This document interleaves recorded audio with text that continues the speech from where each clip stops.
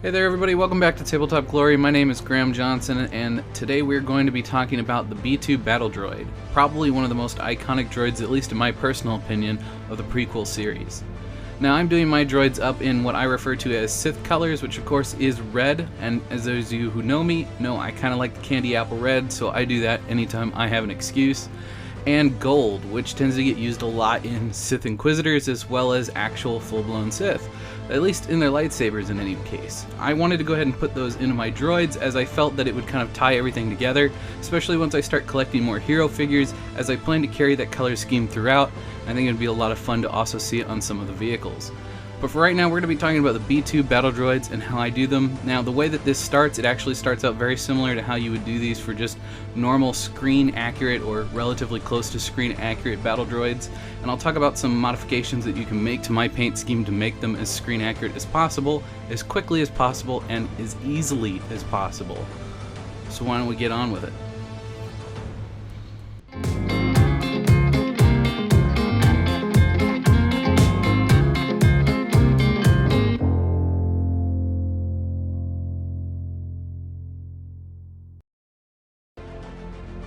You're going to want to start out with one of the darkest metallics you have. In my case, I'm going to be using Vallejo Gunmetal. It's a metallic paint that is based with an alcohol base. It does a really good job at self-leveling, and it works in the airbrush just fine without any dilution whatsoever. And then we're going to want to go ahead and we're going to do a basic edge highlight by spraying from above. Now if you don't have an airbrush, it's no big deal. You're just going to do an all-over base coat with the darkest metal that you have, and then you're going to want to dry brush from what is only the visual details from directly above. And what I mean by that is tip the model directly toward you so you're looking straight down at it from above, and you're going to only dry brush what you can see, and that's going to give us a zenithal highlight with our metal colors. So we're going to start with a dark gunmetal color, whatever the darkest you have is. If you don't have anything super dark and you only have the same color silver, just go ahead and add black washes to darken it up, and then use that same silver or a brighter silver and use it as your dry brush on top.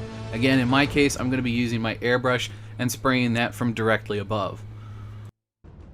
Now you could completely skip this next stage, or you can do exactly what I'm doing here. I'm adding Nuln Oil to all the parts that I want to look oily. It's basically just a black wash, but this color works perfect straight out of the bottle the way it is. It's going to darken up all those recesses in the abs area and help it to look like a slightly different metal than everything else, even though it's painted in the exact same color. Now you could go in with some black paint or something like that, especially on the ribs, and completely change the color if that's what you want, but in my opinion I think it works just fine and it looks great. I'm also going into everywhere else where I want it to look oily, like in the pelvis area, around the knee joints and the hips, etc, etc. It's really up to you where you want to put this, and some people may even put this all over the model, and again, like I said, it's a step that you can skip or you can go nuts with it and have fun with it. Just know that the more of this wash that you put on, the dirtier and grimier it's going to look, so depending on the look you want, you may want to add more, you may want to add less. Now if you don't have Nuln Oil and you want to know how to make this wash, it's basically just 10 parts water to 1 part black paint. Now if you're worried about it sticking to the model and you're worried about the dilution of the paint, you can get a lot of different products from Vallejo that I think work really great, one of which is Glaze Medium. Now Glaze Medium can kind of thicken the paint up a bit. You may want to add a little water to it, but it does work really well for doing stuff like this, so give it a try. Now you don't have to do this part, as this is kind of something more akin to what my custom paint scheme is, but I think the gold helps these little pistons to kind of pop out on the model and be more apparent. So I'm using gold here as an accent color, and you can choose to use any color that you like. It may be a bright silver or even a bronze, or just a different color in general to what the main body of our B2 battle droid is. The reason I've chosen to go with gold is that there is a gold silver that is oftentimes attributed to the Sith, whether it be Sith Inquisitors, Sith Troopers, etc, etc. Now there is a specific name for this metal in canon, and I think it kind of changes a little bit depending upon which stories and novelizations that you're reading. However, in my case, I just wanted to go ahead and call it gold for the sake of today's tutorial. So you want to go ahead and pick out a few places on your model. In my case, I'm picking out the pistons as well as these little rivets that hold the elbows together. I'm not going super crazy with this. If I really wanted to go nuts with it, I would use it for edge highlighting on some of the body panels and just really accentuate some of the markings and things on the battle droids to really help it stand out. Now this ends up being one of the first places where I kind of take a step back from the traditional paint scheme and start really doing things on my own. If you want to stick with traditional colors and make this look a little bit more like maybe the cartoon or the animated series, meaning the CGI one, you're going to want to start introducing some blues in the places where we're introducing silver. My personal opinion would be to use that gunmetal gray from before with a little silver mixed in just to kind of brighten things up a little bit, and then hit it with a blue wash, whether that be a Gilliman's blue from Citadel contrast paints or just any kind of a blue glaze on top of that. But in any case, this is the first layer of our red detail that is going on. Now this cummerbund section ends up staying silver. I really like the way it looked. However, this shoulder pauldron here where the restraining bolt is, I end up using that shoulder pauldron to accentuate my droids, and that is where I'm putting my candy apple red.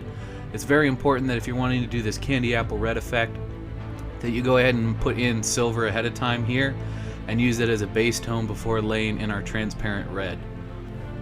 So as long as we have that silver out on our palette, we want to go ahead and take advantage of it, right? So we're going to go ahead and we're going to do a little bit of weathering and a little bit of edge highlighting, kind of all rolled into one, which works out really well for us. Seeing as most of this model is made of the same metal, it allows us to go through and use a almost stippling motion on some of our edge highlights and then a pure edge highlight, and that'll kind of simulate scratches and tears and things like that. This is also a really great way if you've missed little spots or maybe you've accidentally rubbed off the paint in a place from touching the model too much. You can kind of go in and fix that by making it look like a scratch or a dent or something like that by adding washes and layers of our silver, and that's going to do a really great job at kind of hiding any mistakes that you've made along the way. So here's the secret weapon that sets my candy apple apart from what a lot of other YouTubers are doing, and I've seen a lot of people use Citadel contrast paints, mostly Blood Angel Red, and it does kind of work. It gets you a really nice finish for those of you who are just kind of getting started in the hobby game and may not know where to go. But Tamiya Clear Red has always been good to me on top of silver and does this beautiful job at doing a candy apple finish. And honestly, any of the clear colors by Tamiya, I can say the exact same thing. I've done this with all of the clear colors and it works phenomenally. Now, certain clear colors do need to be thinned using actual thinners versus water, whereas for some reason this red one can be thinned with water and it works just fine. It's one of those things you gotta experiment with and see what works for you. Now I wanted to take a second for you guys to learn from my mistakes. Now I was using an alcohol-based silver and then immediately put a water-based paint on top of it. And some of that alcohol-based paint came back up. And in those places I'm going back in with my silver now and I'm adding a little bit more detailing and adding in some scratches, and it's really going to bring the whole paint job together. And I end up doing that on all of the red, even on places where there weren't problems, because it kind of brings the whole paint job together and makes it coherent. Talking about coherency, one of the big issues with a model is it being too coherent across itself. So in the case of a model like this where we have a lot of the same colored silver, it's very coherent. It kind of blends in with itself. And so in certain places where we want that to stick out and we don't want it to blend so much, we can come in with our panel liner and we can pick that apart.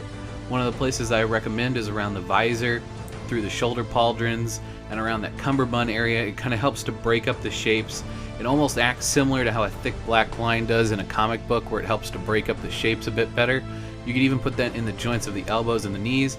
However, I don't really want the eye focusing there. I want the eye to focus on the torso and the head region, so I kind of stay away from the legs and everything else and just put that panel liner in that upper section of the torso.